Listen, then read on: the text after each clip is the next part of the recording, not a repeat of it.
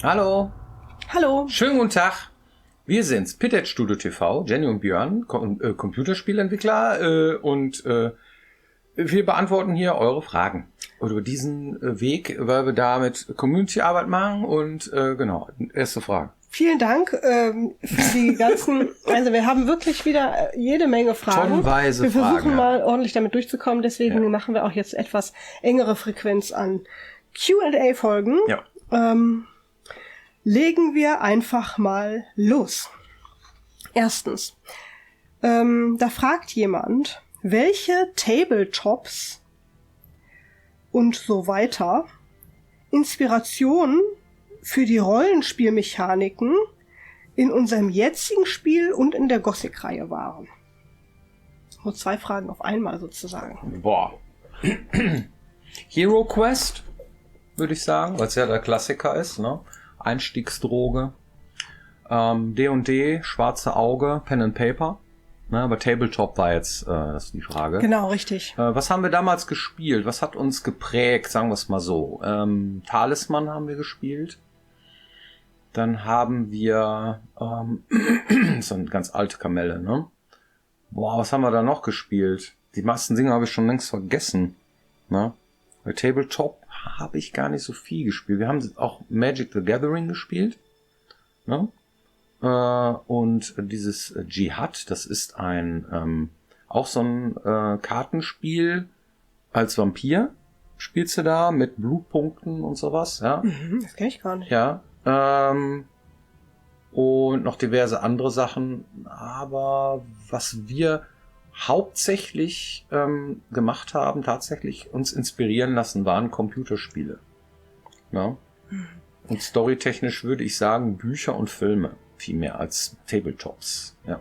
Boah, ich habe damals diese Schwarze Auge Computerspielreihe total geliebt irgendwie. Und unkonventionellerweise, das war so ein Dreiteiler, fand ich tatsächlich den letzten Schatten über Riva am tollsten.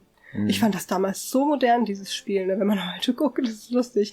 Aber ich hätte voll Bock, das nochmal zu spielen. Es gibt auch diese Buchreihe, Einsamer Wolf hieß das damals. Die haben wir immer noch, die haben unseren Sohn jetzt angedreht. Ja, also, dass du ein Buch liest im Grunde genommen so. Und wenn du jetzt angreifen willst, dann liest du auf Seite 122 weiter. Wenn du jetzt weglaufen willst, dann liest du auf Seite Tralala weiter und so. Das heißt, es ist ein interaktives Buch, was sich so spielt wie also es liest wie ein Computerspiel, also, ne, mit so einer, und das ist auch etwas, was wir viel gemacht haben. Und da machst du auch vorher deinen Charakter und kannst dann quasi auswürfeln. Also du hast dann quasi deine Werte und so weiter. Also im Grunde genommen wie so ein klassisches Tabletop-Rollenspiel, aber halt als Buch. Da fällt mir noch mehr ein. Der Hexenmeister vom Flammenden Berg gibt's auch als Tabletop. Haben wir auch gespielt. Voll gut. Ja. Also so einiges. Also wir haben eigentlich alles Mögliche mal ausprobiert. Warhammer haben wir auch gespielt. Und alle Sachen, die einen selber beeinflusst haben oder die einem positiv in Erinnerung geblieben sind, die fließen dann in irgendeiner Form automatisch dann auch in die Spiele ein, die man selber macht. Ne? Gerade Full Metal Planet haben wir gespielt. Boah, wir haben Risiko gespielt. Oh Gott, ja. Das ist heute noch aktuell, ne? Total geil, ja. Ja, gut, was heißt geil, aber das hat man gespielt, ne? Ja. Das habe ich auch gar nicht so gerne gespielt. Ja. Ich habe am liebsten Spiele gespielt, wo ich mit jemandem zusammen irgendwie gewinnen konnte. Ja. Also Strategie haben wir viel gespielt. Ja. Was haben wir viel gespielt so damals? Zu Gothic-Zeiten, als wir Gothic gemacht haben, ganz am Anfang. Da haben wir Age of Empires zusammen gespielt. In der WG noch. Ne? Krass. Ja, das war ziemlich cool. Ja, sowas. Also so super viel, quer durch alles eigentlich. Ja. Okay. Ja, nächste Frage. Ich bin mir nicht sicher, ob wir diese Frage schon mal hatten. Ich lese es trotzdem vor. Ich habe angefangen, ein Buch zu schreiben. Bei einem Buch wird immer geraten, mit dem Ende anzufangen, damit man ein klares Ziel vor Augen hat. Wie habt ihr das bei der Entwicklung eurer Spiele, euren neuen Spiels gemacht? Das ist eine sehr gute Idee, weil einen Rahmen zu fassen ist A und O von so einem Ding. Man kann natürlich auch ein Spiel machen, was nicht so storylastig ist, sage ich mal. Ne? Man kann das auch natürlich so ein Survival-Spiel machen, wo es dann darum geht zu überleben. Oder das immer so weitergeht. Ein Tower-Defense-Spiel beispielsweise braucht keinen Anfang und kein Ende. Aber was wir machen, da haben wir uns ganz klar darüber Gedanken gemacht, welchen Rahmen wir da fassen. Das heißt also auch über den Schluss und über den Sinn und Zweck dieses Spiels. Ja, warum mache ich das? Was ist das kosmische Rätsel dieser Geschichte, die wir da erzählen? Waren wir sehr früh schon unterwegs und haben das sehr früh festgelegt. Und ja, beim Buchschreiben ist es exakt das Gleiche. Es gibt mehrere Methoden, etwas zu tun, auch ein Buch zu schreiben. Sicherlich kann man auch anders machen. Nur wenn man tatsächlich sich fokussieren möchte oder halt nicht irgendwie das so einem leicht fällt, wenn man Newbie ist oder überhaupt irgendwie das nicht so oft gemacht hat, routiniert mal, dann ist so eine Regel ganz gut, auf jeden Fall. Das hat so einen ganz einfachen psychologischen Effekt, ne? Das heißt, wenn du den Anfang fertig gemacht hast, du hast das Ende fertig gemacht, dann hast du eigentlich schon ein Spiel. Ja. Du kannst es theoretisch durchspielen. Ne? Du rennst durch die Tür, kommen die Credits. Yay, Spiel fertig. Und das macht einen so, ja, eigentlich ist es fertig. Jetzt muss ich nur noch irgendwie die Mitte aufblähen. Ja, also nur noch. Ne? Ja. Aber ihr wisst, das hat also irgendwie diesen positiven Effekt, dass man das Gefühl hat, ich mache es jetzt nur noch besser, aber eigentlich ist es ja schon fast fertig. Und das ist cool. Das geht in die Richtung, es muss skalierbar sein, die Produktion, damit man am Ende nicht das böse Erwachen kriegt, ich werde nicht fertig, ja. Klappt nicht immer. Und es gibt auch ein paar Sachen, die sind auch notwendig, ne? Wenn man gewisse Dinge macht, wie zum Beispiel, du baust ein Level, ne? Und der ist dann halt entsprechend groß und dann gibt der schon, wenn man den ausgeblockt hat, schon die Spielzeit ein bisschen vor. Dann kann man sicherlich dann auch ein Stück weggelassen und so. Das wird dann immer schwierig, weil man dann ja schon Konzepte gemacht hat dafür und so weiter und so weiter. Ne? Aber das sehr frühzeitig auszublocken, ein Level und den Anfang und das Ende da zu haben, auch ich nenne das physikalisch, was Quatsch ist, ja alles virtuell, aber dass es da ist, dass es bestückt wird, das macht auf jeden Fall Sinn. Das ist sehr artverwandt mit diesem die letzte Seite als erstes schreiben oder das Ende. Ne? Ja. So. Ja. Nächste Frage ist, macht ihr Steam-Errungenschaften und wie macht man sowas? Das sind Achievements, ne? Ja. Oh ja. Es gibt verschiedene Arten von Spielern und es gibt verschiedene Zeitpunkte im Spiel. Es gibt verschiedene Möglichkeiten, Achievements einzubauen. Verschiedene Arten davon. Es ist ein mehrdimensionales Ding. Erstmal angefangen. Es gibt verschiedene Spielertypen. Die einen möchten gerne viel reden. Das sind die Socializer und Quests machen. Dann gibt's den Explorer, der viel Sachen entdecken will, am liebsten alles entdecken will. Für den macht man Achievements, wenn der alles entdeckt hat. Ne? Dann gibt es den Achiever, der möchte Trophäen sammeln. Das heißt, der möchte gerne sowas wie Arena-Kämpfe haben. Der möchte gerne der Beste der Welt werden. Der möchte gerne die tollste Waffe finden im Spiel und so. Der möchte der Tollste werden. Ja, das sind auch so Leute, die dann so oft schmieden, bis sie dann irgendwann Erfolg haben, oder? Ja. Und dann gibt's den Killer. Möglichst viel umbringen, ja? Also ordentlich viel Schaden machen, ordentlich viel Bambule. 100 Monster getötet, Katsching. So, ne? Das sind mal so die unterschiedlichen Spielertypen. Und dann gibt's auch noch den Zeitpunkt. Man verteilt Achievements einmal irgendwo im Spiel, dass man in regelmäßigen Abständen einfach so, du hast jetzt die Passage geschafft, du hast jetzt die Passage geschafft, du hast jetzt die Passage geschafft, dass man einfach mal so homogen einfach mal so ein paar Tags macht, während man spielt.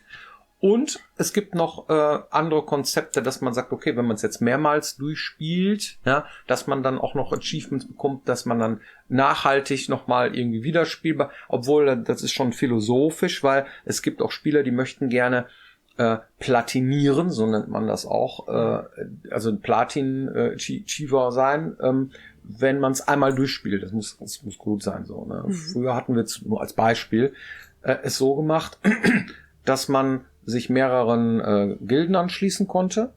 Und dann gab's dann wenn du allen Gilden mal einmal beigetreten bist, dann auch ein Achievement. Ja, wie macht man das? In einer Session geht's ja nicht, wenn man sich entscheiden soll. Also muss man schon mehrmals irgendwie ansetzen, um diese Achievements zu bekommen. Das wäre dann sozusagen, das ist dann so der Diskussion, was ist cooler, ne? Mhm. Ja, gut. Ja, für die Konsolen sind die sowieso Voraussetzungen. Ja. Daher geben wir die Frage bei dieser Gelegenheit super gerne an euch zurück. Was für Achievements fandet ihr denn besonders cool? Welche fandet ihr denn besonders gelungen? Was hat euch denn Spaß gemacht? Worüber habt ihr euch gefreut? Ach, wie cool, jetzt habe ich auch noch ein Achievement dafür gekriegt. Und welche fandet ihr so richtig doof? Das schreibt gerne mal unten in die Kommentare, das finden wir nämlich spannend. Interessant, ja. Genau, nächste Frage.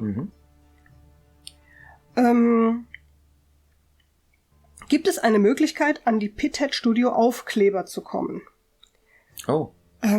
Aktuell haben wir jetzt keine Aufkleber selber in Auftrag gegeben. Wir müssen halt ein bisschen gucken, dass wir mit unseren Finanzen haushalten. Und deswegen gibt's jetzt ein bisschen Merch auf den Messen, den ihr da abgreifen könnt. Und wir haben einfach gesagt, alles andere, was ihr an Merch von uns haben wollt, macht euch das doch einfach. Ja, wir haben auf der Website ein Paket zusammengestellt. Da könnt ihr unsere Logos runterladen unter der Rubrik Press Kits. Einfach unter www.pithead-studio.com gucken, runterscrollen oder im Menü Presskit anklicken und dann ladet euch die Sachen gerne runter und benutzt die. Wir haben da nichts gegen. Wir freuen uns, wenn wir irgendwem irgendwo begegnen, der unsere Sachen trägt. Und dann könnt ihr euch da gerne, Aufkleber, Kugelschreiber, T-Shirts oder sonstiges mit drucken. Und wenn ihr unseren eigenen Merch abgreifen wollt, könnt ihr natürlich auch sehr gerne auf einer Messe vorbeikommen und dann da die Kleinigkeiten, die wir euch da zur Verfügung stellen, abgreifen. Buttons und Lesezeichen, wie auch immer. Mhm. Genau. So, dann wird's auch die Möglichkeit geben, das Spiel in Third Person zu spielen. Nein. Wir haben uns ganz klar für First Person entschieden. Ja. Es wäre auch viel zu aufwendig, beides zu gewährleisten. Das hat irgendwann angeregt. Ja, mach doch einfach beides, dann kann man sich aussuchen. Nein, das wäre dann eine andere Art Spiel. Nein.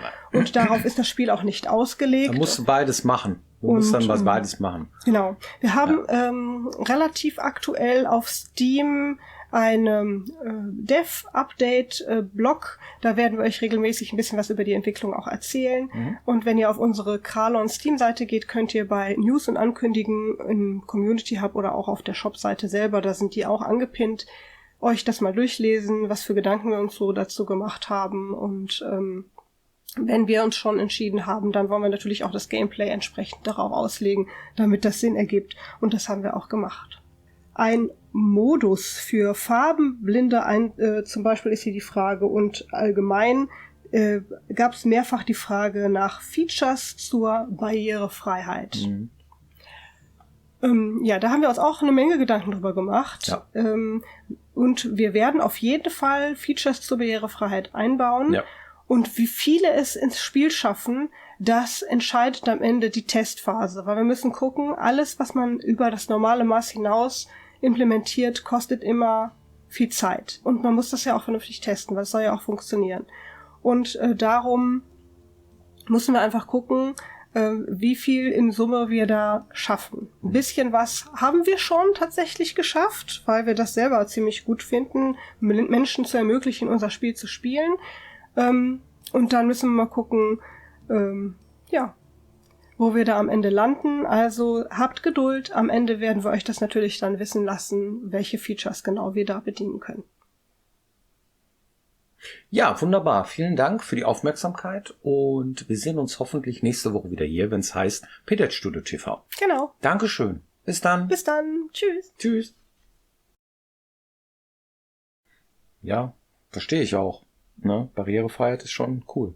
Mal gucken, wie viel wir reinkriegen. Ja. Ne? Wäre mir schon sehr gelegen daran.